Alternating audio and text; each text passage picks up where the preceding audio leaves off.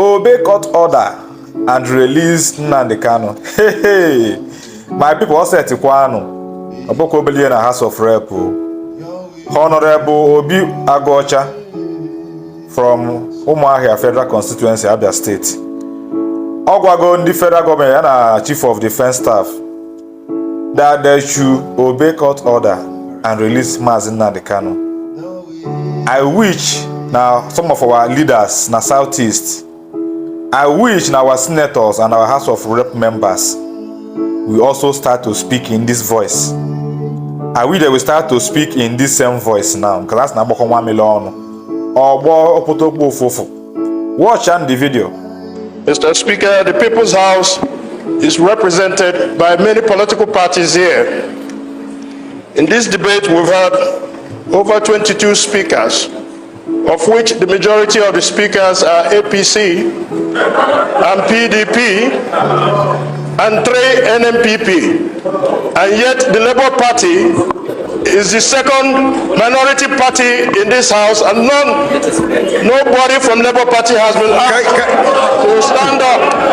Mr. Speaker, am I protected? Mr. Speaker, maybe has not been the office. Point of order noted. Point of order noted. You recognize you. Don't worry. Am I protected, sir? You are not protected. But you have made your point. We will do the needful. Mr. Speaker, I recognize you as the most fair-minded speaker. You don't discriminate.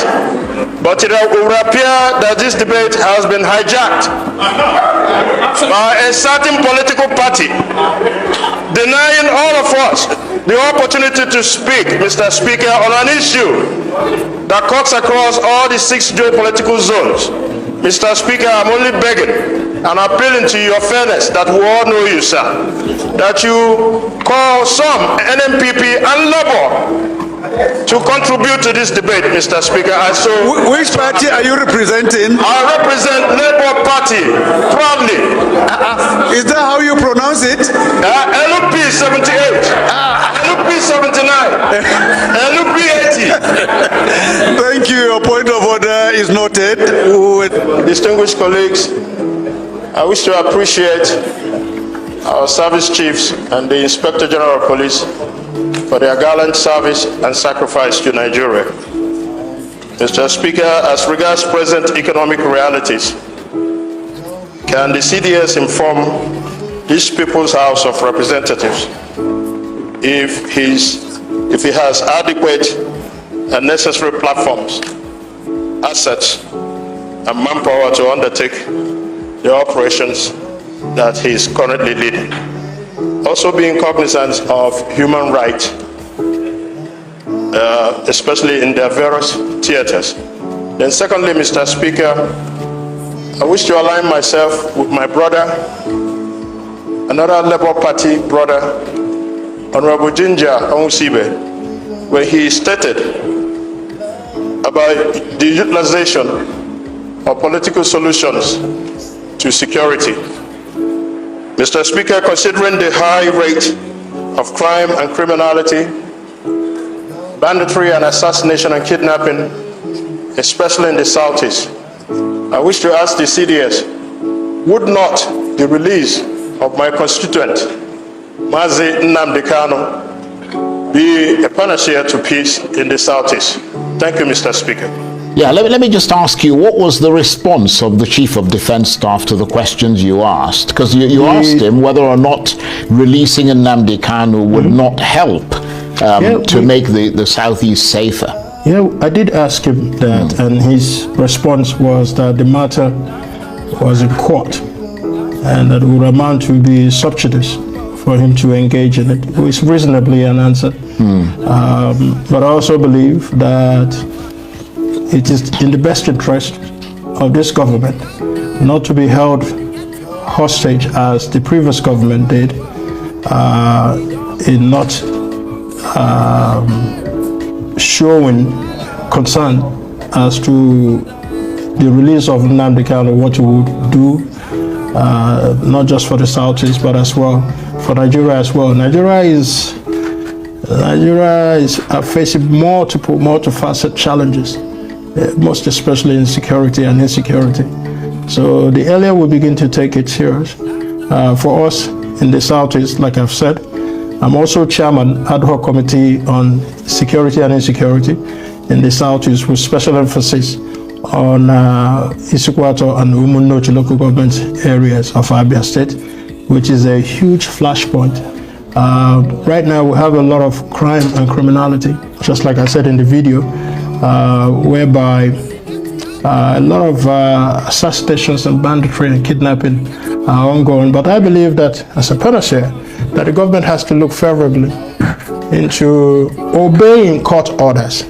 As a nation, we ought to be a country that obeys court orders. There are two, it's not just about Nnamdi Kanu. There are two court orders, a federal high court judgment and a court of appeal judgment that says this man should be discharged and acquitted.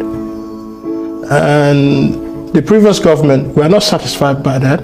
They now went to the Supreme Court to appeal it.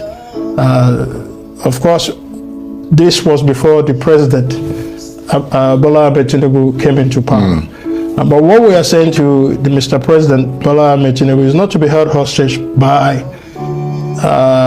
the discomfort a previous president may have had with a personal discomfort that he may have had with Mazi Nnamdi Kanu. But we're still a country of, rule of law, and the government, we are appealing to President Bola Ahmed Tinubu, who I must have to say has been quite responsive to our request, to our appeals, to have Mazi Nnamdi Kanu be freed. So I'm sure he will be a listening and attentive president if the Supreme Court affirms the lower trial court, which is the Court of Appeal, and the Federal High Court, to say this young man is discharged and acquitted. And myself, I'm available as his representative. Mazi Nnamdi Kanu is my direct constituent.